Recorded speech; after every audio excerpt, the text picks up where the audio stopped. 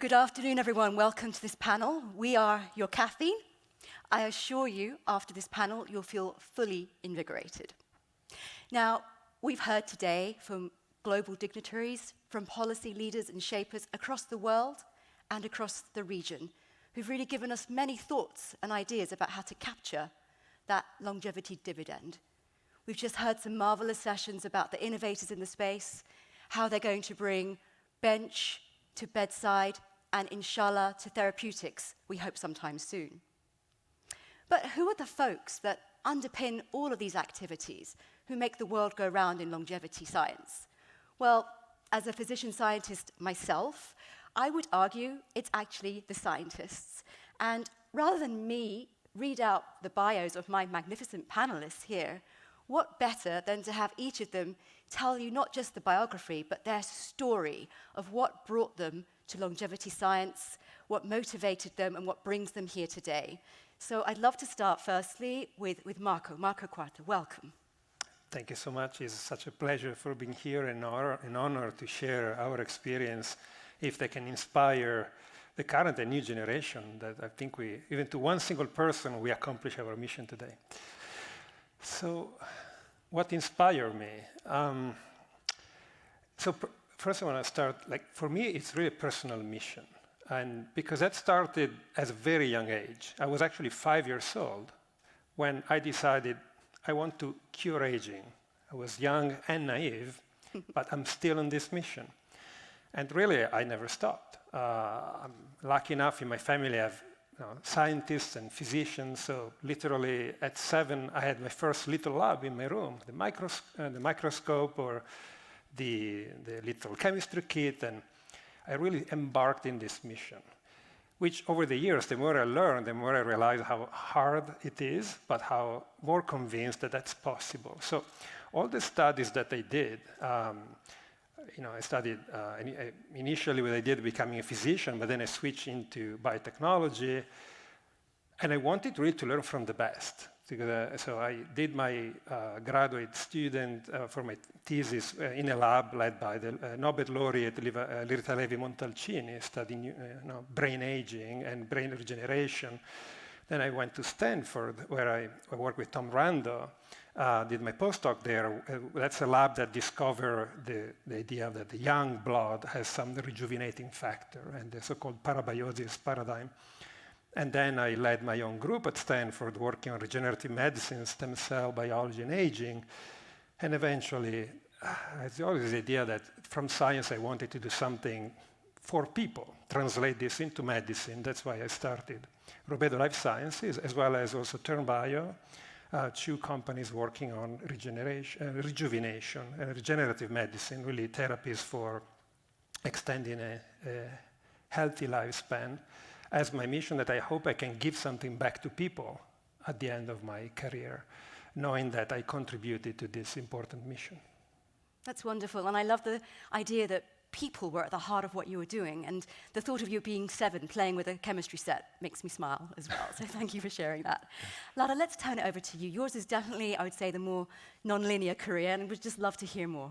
Yeah, I guess my career as non-linear as it can just be. I started in physics, and physics was like a passion of my life since I was a child, and I went to college to do a physics degree and studied black holes and gravitational waves, and had this really long research plan for how we'll unravel the secrets of the universe. And then I met this person who became a really close friend, and she was doing aging research since she was probably 15, and there are actually surprisingly many people like that who are at bench space because they're passionate about aging since very young. And she told me, well, guess what? You won't have enough time to do what you want to do. And I'm like, what do you mean? And she goes like, well, right now you're in your 20s. Until you can seriously do your research, there would be like another 5-10 years. And then 60, 70, you're no longer as rigorous as you can be, as sharp as you can be. And I started thinking about it, and I was like, wow, she's actually right. I have this whole plan, but Einstein never lived to see the first black hole. Newton never realized that he was wrong about half of his theories. So surely I won't have enough time to do this long checklist of all the questions in physics I wanted to answer. And so at that moment, I realized that really, if I really care about physics, I need to actually go and do aging, which feels a little bit convoluted and non-direct, but I don't think I ever looked back.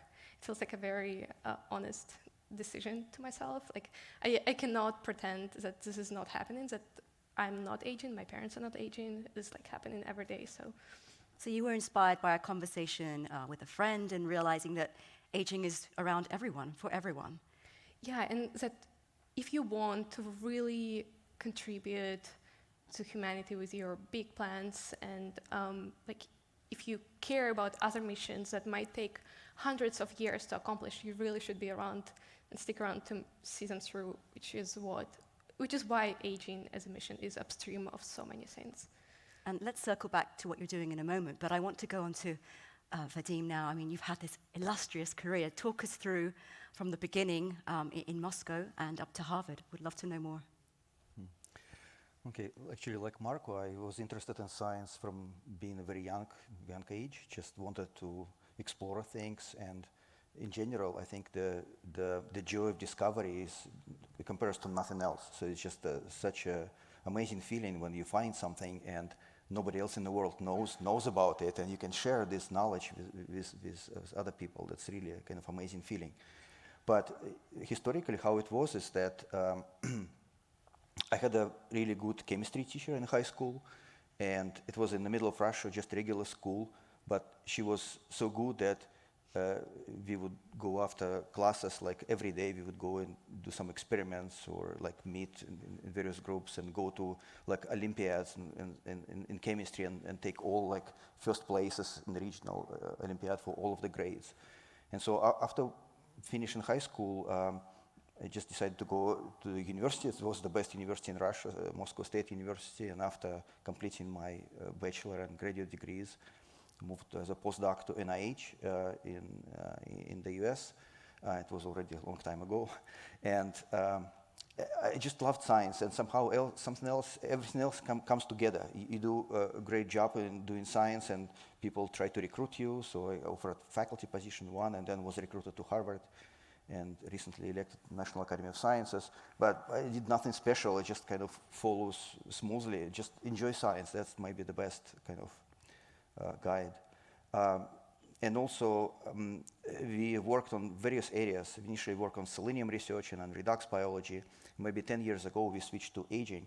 And once you realize how important it is, just it's very hard to work on anything else. Like if you just think that you find a solution that may extend lifespan, maybe a year, but even a year for the society, it's a huge advance, because we could delay onset of all of the diseases at once. And so I actually have a hard time to convince people who come to my lab to work on anything else. Well, thank you for sharing your amazing career arc. And a couple of things struck me. Firstly, you mentioned this teacher of yours, back at high school, who was someone very special, I think, because she really gave you this feeling. And I think for many of us here today, there's probably someone who really inspired us to take our first step into science. So I want to give a big shout out to all the teachers who've inspired us to take this leap forward. And then I wanted to understand as well, you've been elected to the National Academy of Sciences, you've got over 400 peer-reviewed publications. Does your teacher know about this, or did you ever tell her? Well, she was almost retirement age when I graduated, and she actually lived a long life, but she died a few years ago. But I remember when I visited my high school a few years ago and visited her, she was almost 90 at that point, and I brought my daughter with me, and it was very inspiring, actually, meeting. There's another interesting story, actually, funny that you asked. So when I was visiting at that point my high school, I still met my biology teacher there, and she was still teaching. And then she said, "Oh, Vadim, there is another student of mine works in the US, and she gives me a name, which is like a very common Russian name." And I say, "Well, it's impossible. There's so many people like with this name."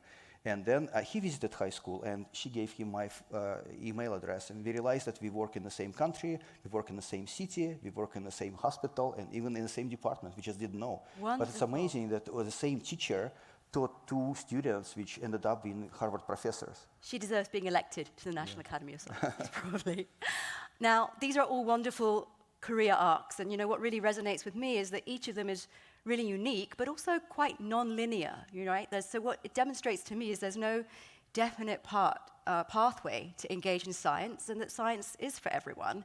So I encourage everyone, who's here right now or listening anywhere around the world to think about that and to take a step into this amazing field that we're in. Now, we talked about all the really positive attributes of being in this field, but like any good story or film, each hero or heroine always has to go through some kind of setback or challenge for the story to be really interesting and for it to be a blockbuster.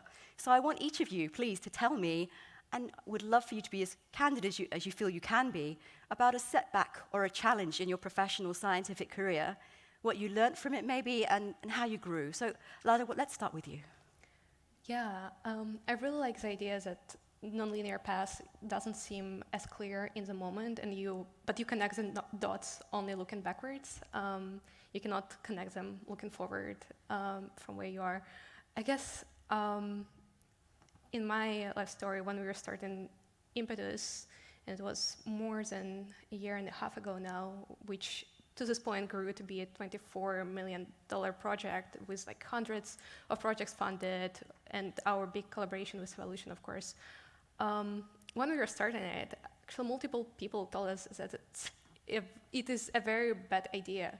No one tells us that now, but at the beginning, obviously, the pitch was that we want to fund more risky non-aging science, and we don't want to have strings attached, and we want the science to happen fast, and we won't have all of this like very bureaucratic reporting. Can we do it? And obviously, lots of people said that's not how things are done. So there was a lot of pushback, but it was very initial. I think like persistence for that was very much key to where we are now. So it's a challenging convention is what I'm hearing, and being very persistent in realizing your mission and goal. Marco, how about you? Yeah, I mean, as a scientist, I'd say I didn't experience what I can consider really step back or roadblocks, but more challenges, and that was an excitement. And in this quest to become more rigorous, more deeper into the science, but academic science also enables you to explore. And in my exploration of what aging means, look at, as I said, brain aging or muscle regeneration, epigenetic involved in cellular regeneration or in cellular senescence, etc. Science is made because it's investigation research. So you actually don't know what the answer. You have to find it, and it's a constant learning. So you need lots of resilience. You need to take error as a learning lesson, and you continue.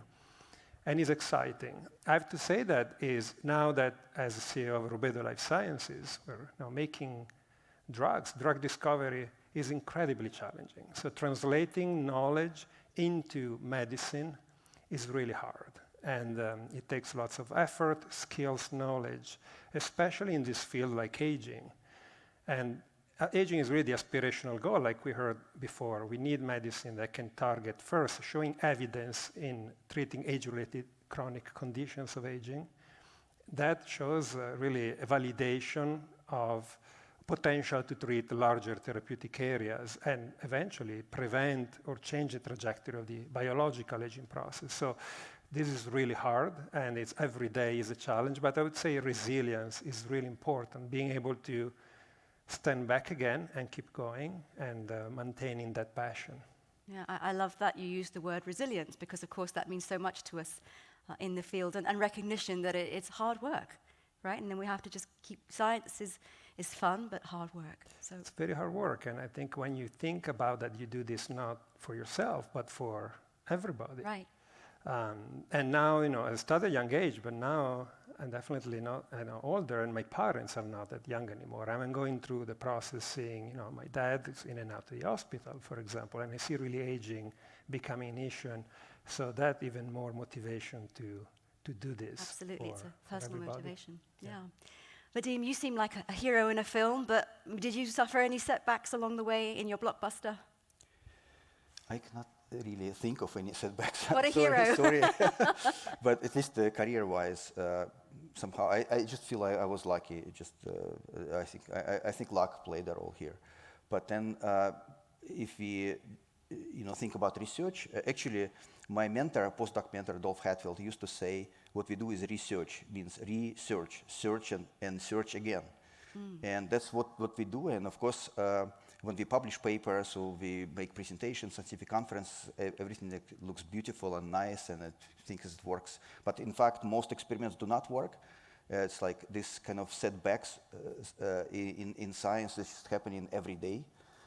In the discoveries is very hard because many smart people also try to do it and we work as a community and we kind of learn and we have setbacks at experiments, at manuscript submissions, grant submissions. It's everyday life for scientists. No, you kept it's it still very beautiful well. though. Yeah, I love that. Yes, it's still beautiful, and we just have to keep at it every day.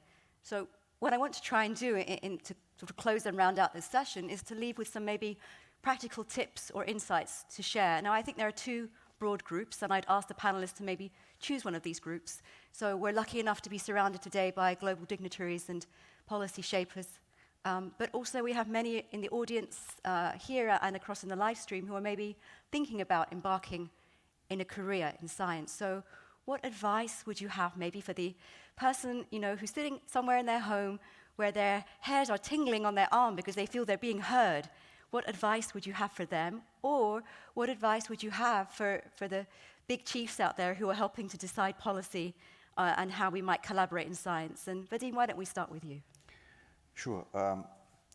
Well, the important thing about our area that aging is a systemic process. It's not driven by any particular tissue, any particular gene, or any particular environmental factor. It's a systemic process, and sometimes it's hard for scientists to grasp that idea. So, in my experience, what is useful is initial training, and we need people who are not just trained in biology and medicine, but who are trained in areas like mathematics or physics or engineering, computer science. And together with biology and medicine, it brings, I think, a unique skill set that allows to study aging, because aging is a very difficult process. It's on the surface, it's very simple. We almost have no barrier to join the field. Compared to other fields, it's kind of an advantage. But then once you study it, you realize that actually it's a very difficult process. And we understand very little about it. In fact, it's very even difficult to define aging. Like when we debate what is aging, what's biological age, what is rejuvenation, what's a biomarker. All these questions actually are difficult. And we need the systemic people. And I see there's more and more young people joining the field, especially in the last couple of years. But I think we need even more. It's just the best area of science, I think. Agree. Marco, what about you? Yeah, I completely agree. Aging is a multifactorial, very complex phenomenon that in an aggregate it can be described elegantly, but it's not that simple. And certainly something that I learned, appreciated when I was at Stanford as a scientist, and now in the companies, my companies, especially at Rubedo, that you need multiple point of views. You can't rely on, let's say, one path, but you need to think out of the box. So this is true. So to your point, it's an advice for both ends. For someone who wants to contribute to this field, it's really important to think out of the box and see what could be a new angle to solve this problem, because as we heard today, we really need a contribution from the community, international, at any level, regulatory, governmental, scientific, investment, and development all together. So it's really anyone should and can contribute in this field, and really there is a niche where we can plug in, because we need to solve this problem. So it's a very complex, and we need to complex this. And important is, to the point of being resilient, we need to keep insisting. So adding resources and opportunities from the institutions and the regulatory bodies is key. And we can't be discouraged. Humanity achieved incredible goals. This is one of them that I believe we can, but it will take time and effort and being very, consistent and persistent. Wonderful, wonderful. And Lada, I'm going to let you have the last word. Just quickly sum up for us what you think might be the key takeaway here. I guess a very quick advice is, if you're a young person, find someone whose work you really respect and try to work with them. Even if they first reject you, which actually happened to me. I found a person I really wanted to work with, and they were like, actually, I don't have time. If you persist long enough, they'll respond to your enthusiasm. And if you are a person with experience, just be responsive to people who are trying to be mentored by you. I feel like, especially in agent fields, there is a lot of problem of taste that cannot be easily picked up from the books or from just conventional education. And learning from people directly is probably the biggest, the easiest shortcut you can get on your career. It's one of the things that just works like magic. So in summary, stay resilient, be responsive. My dear panelists, thank you so much for your time. Thank you, everyone. Thank you, Sophia.